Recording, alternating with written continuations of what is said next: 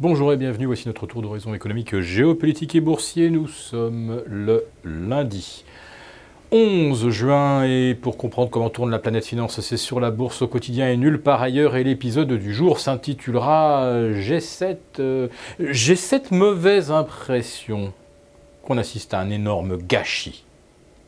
Ouais. Le titre de ma chronique de vendredi était assez prémonitoire. G7 avec un G comme guignol. Et effectivement, cette réunion fut du grand guignol, avec M. Trump se laissant apparemment fléchir par Emmanuel Macron, qui signe le communiqué final en 28 points, puis qui déchire ce communiqué une fois à bord d'Air Force One, parce que le vilain Justin Trudeau fait des remarques désobligeantes sur la façon dont les États-Unis traitent leurs partenaires, dont on peut se demander d'ailleurs maintenant si ce ne sont pas des ennemis. Et pourtant, Justin Trudeau avait mis les petits plats dans les grands, en consacrant, tenez-vous bien, j'ai dû relire le chiffre plusieurs fois et vérifier sur plusieurs sources, en consacrant 610 millions de dollars à l'organisation de ce sommet qui est un véritable fiasco. 610 millions de dollars, mais on hallucine complètement. C'est le budget d'aide pour de nombreux pays dits en voie de développement. 610 millions de dollars consacrés à la sécurisation du petit village de Malbaie, au bord du Saint-Laurent, petit village que je connais bien pour y être rendu à de nombreuses reprises.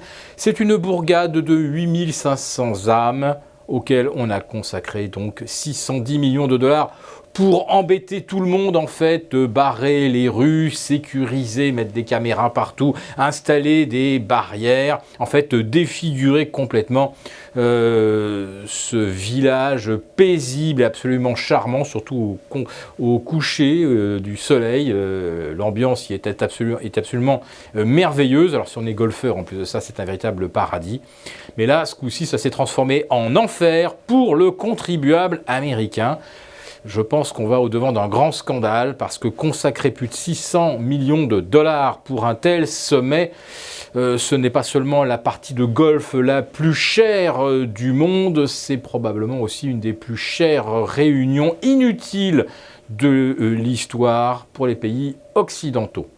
Bon, maintenant que Trump a tweeté que Justin Trudeau était faible et malhonnête, que vont devenir les relations transatlantiques ou les relations même transpacifiques? On peut penser qu'on s'en va vers des jours joyeux.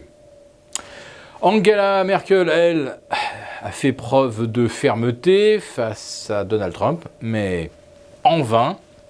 Et quant à Emmanuel Macron, qui s'était démené pour obtenir une signature de Donald Trump, eh bien c'est un nouveau camouflet, puisque Donald Trump ne donne pas suite non plus aux demandes d'exonérer les industriels européens de surtaxes sur l'acier, sur l'aluminium et bientôt sur l'automobile. Alors j'ouvre quand même une petite parenthèse.